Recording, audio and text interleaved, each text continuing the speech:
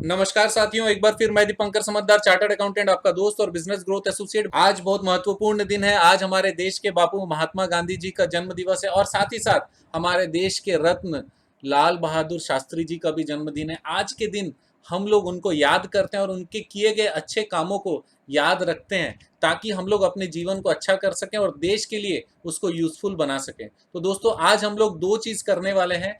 ये समझने वाले हैं कि महात्मा गांधी जी के जीवन से हम लोग क्या क्या चीजें सीख सकते हैं और लाल बहादुर शास्त्री जी के लाइफ से हम लोग क्या क्या चीजें सीख सकते हैं। अगर हम लोग ये लर्निंग शॉर्टकट में जो हम बता रहे हैं वो भी अगर समझ जाते हैं तो फिर हम लोग अपने लाइफ को काफी सुधार कर सकते हैं। अगर हमारे पास बुक पढ़ने का टाइम नहीं है, इनकी लाइफ हिस्ट्री पढ़ने का टाइम नहीं है, तब भी ये जो पॉलिसीज हैं उस समय भी सही थी और आज भी आपके लाइफ और हमारे लाइफ को बहुत ज्यादा इन्फ्लुएंस करती है। सबसे पहला, live life to the fullest. मैं आज सबसे पहले 10 लर्निंग बताने वाला हूं महात्मा गांधी जी का। उन्होंने सबसे पहले कहा है कि लाइफ को पूरा जीना चाहिए, उसको कहीं पर भी हम लोगों को छोड़ना नहीं चाहिए। लाइफ में आपका जो भी गोल है, जो टारगेट है, उसके लिए 100% स्ट्राइव करना चाहिए और उसको अचीव करते तक रुकना नहीं चाहिए। जैसे आपने देखा होगा कि स्वतंत्रता के लिए उन्होंने जो लड़ाई, अपने जो ढंग उन्होंने सिलेक्ट किया था कि हम अहिंसा से लड़ेंगे, तो उन्होंने अपने लाइफ को पूरा फुल्ली उसके अंदर में डाल दिया और रिजल्ट भी है सामने में। ऑलवेज स्पीक द ट्रूथ, हमेशा सच बोलना जरूरी है।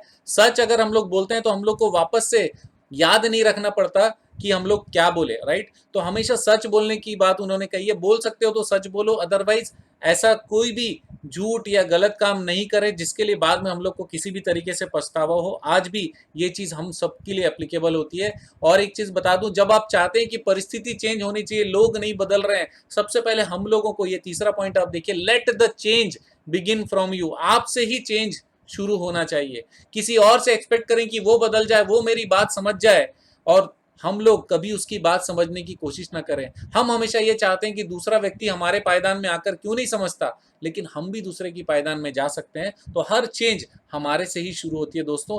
बिलीव इन लव, इसका मतलब हमेशा प्यार पे विश्वास कीजिए, नफरत पे नहीं। नफरत करने से कुछ नहीं मिलने वाला और नफरत आप अपने आप को परेशान करते हो। लेकिन अगर आपका माइंड शांत रहेगा, आप प्यार की तरफ ध्यान देते हो, तो फिर प्यार हर प्रॉब्लम को सॉल्व करने के लिए। पांचवा पॉइंट है, थिंक बिफोर यू एक्ट। कुछ भी करना है तो उससे पहले एक बार ठीक से सोच लो, और अगर आपने सोच लिया तो उसके बाद तुरंत उस चीज को करने के लिए भिड़ जाओ। क्योंकि करते करते असमंजस नहीं होना चाहिए कि ये वाला काम किया जाए या फिर ये वाला काम न किया जाए। तो असमंजस वाली स्थिति से हम लोग पूरे लाइफ बच सकते हैं अगर हम लोग करने से पहले सोच लें और हमारे पास अच्छे रीजंस होंगे उस काम को करने के लिए, राइट।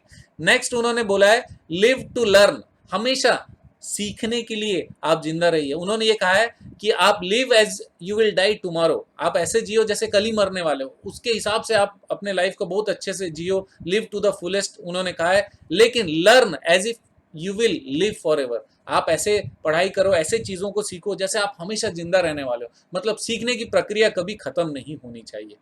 सातवां चीज उन्होंने बोला है, बी पॉजिटिव। हमेशा पॉजिटिव रहिए, किसी भी सिचुएशन को लेकर पॉजिटिव रहने की कोशिश करिए। आप ये सोच सकते हो कि और क्या वर्स्ट हो सकता था, और क्या प्रॉब्लमेटिक हो सकता था, लेकिन उसमें से अभी हम जिस स्थिति में हैं वो स्थिति वर्स्ट से काफी अच्छा है। ऐसा हम लोग प्रेजेंट को सूदिंग बनाने के लिए कर सकते हैं और उस जगह से पॉसिबिलिटी खोज सकते हैं कि कैसे हम लोग आगे जा सकते हैं।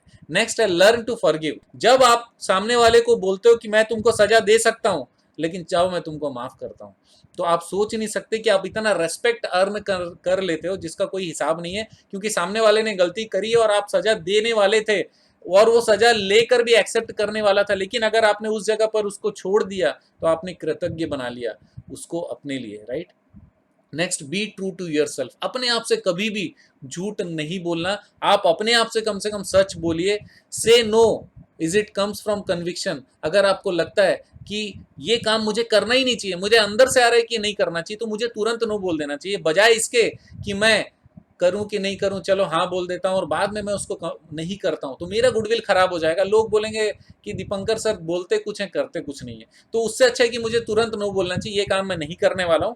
और जो काम आप करने वाले हो उसको एकदम क्लियरली बोलो, हाँ ये काम मैं करूंगा, और अगर आपने बोल दिया तो वो काम होना चाहिए। 10वां पॉइंट है, केयर फॉर मदर अर्थ। हमारी जो धरती माता है उसके लिए हम लोग को केयर करना चाहिए। कहीं पर भी जहाँ पर पॉसिबल है हम लोगों को उनका ध्यान रखना चाहिए। जैसे स्वच्छ भारत अभियान से लेके सारी चीज़ें हमारे मदर अर्थ को बचाने के लिए, पॉल्यूशन बचाने की कोशिश करनी चाहिए।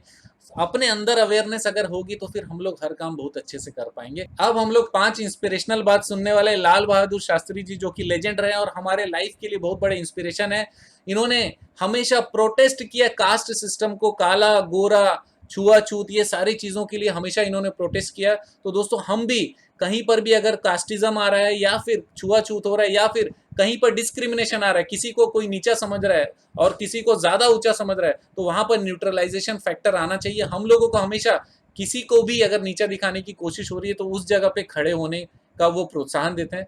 दूसरा, बचपन से वो पैट्रियोटिक थे, देशभक्त थे। तो देशभक्ति की भावना हम सबके अंदर है, लेकिन हमको थोड़ा सा जरूरत है उस चीज को एक्सप्रेस करना।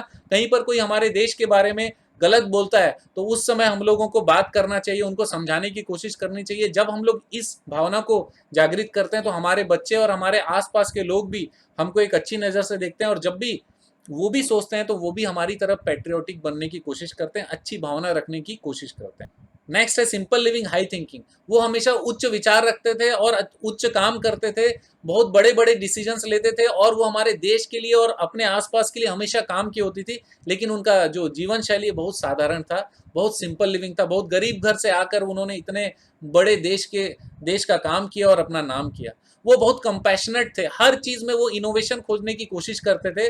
जैसे लाठी चार्ज करते थे, कहीं पर अगर कुछ दंगा फसाद हो रहा है तो उसके जगह पे उन्होंने वाटर पानी का छिड़काव करके भी लोगों को भगाने का प्रोसेस चालू किया ताकि चोट कम से कम लगे, लेकिन काम वही हो। तो कंपैशनेट है, कहीं पर भी किसी को असुविधा हो जाए वो चीज नहीं देखते, लेकिन काम होना चाहिए। और जय जवान जय किसान, ये इनका दिया हुआ नारा है। दोस्तों आज भी हम लोग यही बोलते हैं, किसान लोगों का तो फेवरेट है और पूरे देशवासियों का जय जवान जय किसान, क्योंकि हमारे देश की रक्षा जवान करते हैं और किसान हमको अनाज देते हैं। पांचवा पॉइंट है honesty was always the best policy. हमेशा ऑनेस्टी बेस्ट पॉलिसी है, क्योंकि अगर आप डिसऑनेस्ट हो गए तो सबसे पहले तो आपने अपने आप से झूठ बोल लिया, उसके बाद में आपने कहीं पर और गुडविल खराब कर लिया, कहीं पर वन टाइम आपने बेनिफिट कमा भी लिया होगा तो आगे फ्यूचर में आपको फायदा नहीं होने वाला। तो दोस्तों ऑनेस्टी हमेशा बेस्ट पॉलिसी है। आज के दिन हम लोग याद करेंगे हमारे महात्मा गांधी जी, जो कि हमारे देश के बापू हैं, और लाल बहादुर शास्त्री जी, जो कि हमारे इंस्पिरेशन है। और इनकी